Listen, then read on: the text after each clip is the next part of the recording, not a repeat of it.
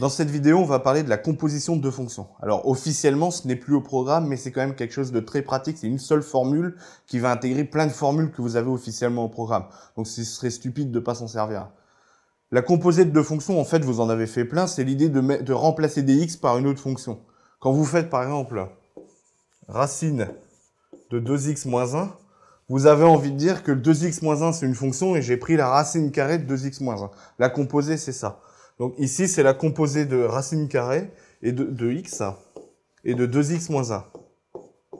Donc l'idée, c'est vraiment de dire, je fais d'abord 2x moins 1 et après, je fais racine de 2x moins 1. Donc si, par exemple, 2x moins 1 s'appelait u de x et racine de x s'appelait f de x, alors on aurait f de u de x. Donc on a u de x qui représente le 2x moins 1, donc je fais d'abord 2x moins 1, je fais d'abord u de x, et sur le u de x, je fais le f de x, donc c'est-à-dire la racine carrée de u de x, donc la racine carrée de 2x moins 1, et on retrouve bien la fonction au départ.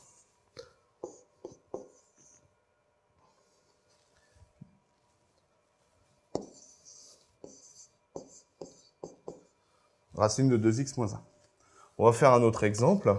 Donc je vais prendre par exemple la fonction 1 sur x. Donc ça sera notre fonction f de x. Et je vais prendre la fonction racine de x comme étant la fonction u de x. Dans ce cas-là, f de u de x, qu'est-ce que c'est? Ça va être, je fais d'abord u de x, donc c'est-à-dire je calcule d'abord x se transforme en racine de x, j'ai mon racine de x, et j'applique f à racine de x, donc ça donne 1 sur racine de x, je remplace le x par racine de x. La composée f par u, donc f de u de x, c'est vraiment dans notre tête de remplacer les x qu'il y a dans f par des u de x. Donc ici, j'ai remplacé le x par la racine carrée de x, j'obtiens 1 sur racine de x. Alors, petite remarque, 1 sur racine carrée de x, c'est égal à racine carrée de x sur x. Cette identité-là, il faut la connaître. Alors maintenant qu'on a défini ce que c'était la composée de deux fonctions, je vais expliquer comment on va dériver. Cette opération de dérivation, c'est elle qui n'est pas vraiment au programme, mais elle va inclure d'autres dérivations qui sont, elles, officiellement au programme. Il y en a une liste. Plutôt que d'apprendre une liste, on va vraiment voir une formule générale qui marche tout le temps. Donc comment on dérive f de u de x? Donc là, comme c'est une expression avec des x, on ne met pas des primes. On fait attention à ça. On ne met pas des primes quand il y a des x. On met des primes sur les noms des fonctions. Donc la dérivée de f de u de x, c'est simple. On dérive d'abord u de x. Donc c'est pas une formule, on va pas dériver f et puis on va mettre u' de x à l'intérieur. C'est comme pour le produit, il y a des petits pièges, il y a des choses, ça se transforme pas parfaitement. Donc il y a une formule à apprendre. On peut l'apprendre mécaniquement ou on peut aussi l'apprendre par cœur comme on le souhaite. Donc on dérive d'abord u de x. Donc, vous prenez la fonction à l'intérieur et vous la dérivez. Donc la dérivée de u de x, c'est u' de x. Et on multiplie par la dérivée de f, réappliquée à u de x. Donc mécaniquement, comment ça marche? On repère le u de x, on le dérive, hop, on le met de côté. Ensuite, on repère f de u de x, donc tous les u de x, on les transforme en x, ça fait notre fonction f, on la dérive, et on remplace dans la dérivée tous les x par les u de x. Alors on va faire des exemples. Donc on va faire, par exemple, exponentielle de cosinus de x. Comment ça va se dériver? Donc cosinus de x, ça va nous donner moins sinus de x. Et je vais multiplier par la dérivée de l'exponentielle de x, parce que c'est l'exponentielle qui est appliquée en cosinus de x. Donc la dérivée d'exponentielle de x, c'est exponentielle de x. Mais au lieu de mettre le x, je vais remettre ici la fonction qu'on avait là, donc cosinus de x. Donc je vais donner un autre exemple. On va dériver racine de x moins 1.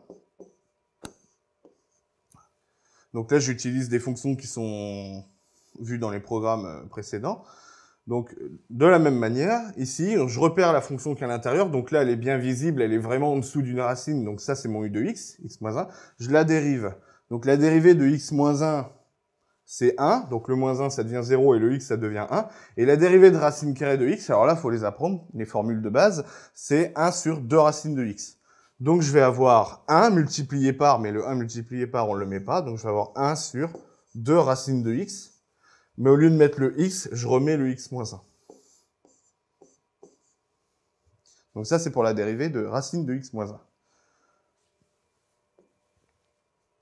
Donc on va faire un dernier exemple.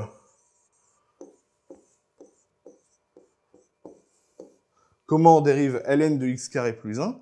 Le x carré plus 1, c'est la fonction qui est à l'intérieur du ln. Donc là, elle est très visible, la composée. On a vraiment une fonction à l'intérieur d'une autre. Donc comment on le dérive? On dérive d'abord le x carré plus 1. Donc le plus 1, il devient 0. Le x carré, il devient 2x. Donc ça, il faut l'apprendre par cœur. 2x. Et on va multiplier par la dérivée du ln, réappliquée en x carré plus 1. Donc la dérivée de ln de x, c'est 1 sur x. Il faut le savoir par cœur. Et on réapplique en x carré plus 1. Donc on va multiplier par 1 sur x carré plus 1. Donc attention, une erreur fréquente, c'est de mettre le 2x aussi en bas. Donc là, attention de bien mettre la fonction de départ. 2x fois 1 sur x carré plus 1, ça peut se transformer en 2x sur x carré plus 1. Donc là, on a dérivé la fonction ln de x carré plus 1. Alors, officiellement, au programme, les formules, en fait, sont les suivantes. On peut vous les faire apprendre par cœur, mais là, je vous ai donné une méthode qui marche tout le temps. C'est exponentielle u, cosinus de u, sinus de u, racine de u, ln de u. Alors, exponentielle de u, bah, c'est exponentielle de u de x, en fait, ça va se dériver en... Je dérive d'abord la fonction qui est intérieure, u', la dérivée d'exponentielle, c'est exponentielle, et je réapplique en u. Et là, ça, vous l'avez explicitement dans votre programme. Donc, pour dériver cosinus de u, donc pareil, je repère le u qui est à l'intérieur, je vais avoir u', et je vais multiplier par la dérivée de cosinus réappliquée en u, donc c'est-à-dire, la dérivée de cosinus, c'est moins sinus, et je vais avoir moins sinus de u. Alors, le moins, je le mets tout devant, et je vais avoir moins u', sinus de u. Sinus de u, ça va nous donner u', cosinus de u. Racine de u, ça va nous donner 1 sur 2 racines de u. Et ln de u, ça va nous donner u' fois la dérivée de ln, donc c'est-à-dire 1 sur x réappliqué en u, donc c'est-à-dire u' fois 1 sur u, donc c'est-à-dire u' sur u. Et toutes ces formules-là, elles sont explicitement au programme, mais ça fait un paquet de formules à apprendre, donc c'est plus simple d'apprendre directement comment on dérive f de u de x. Enfin, quelque chose que vous devez savoir par cœur, et pas pour gagner du temps, et pas de l'utiliser avec la formule générale f de u de x, c'est le f de x plus b. Alors évidemment, en utilisant la formule que je vous ai donnée, ça marchera, vous le retrouverez. Mais elle arrive tellement souvent qu'il faut savoir la repérer tout de suite, et c'est très important pour le calcul intégral. Donc f de ax plus b, comment ça se dérive? Bah, je dérive le ax plus b à l'intérieur, donc le b ça devient 0, le ax ça devient a. Et je multiplie par la dérivée de f réappliquée en x plus b. Donc la dérivée de f, on la connaît, c'est f' ici. Et je le réapplique donc au x plus b. Donc je vais donner un exemple. On va prendre exponentielle de 2x moins 3. Ça va se dériver donc en 2 fois exponentielle de 2x moins 3. Un autre exemple. Cosinus de 2x moins 1, ça va se dériver en moins sinus de 2x moins 1 fois le 2. Donc moins 2 sinus de 2x moins 1.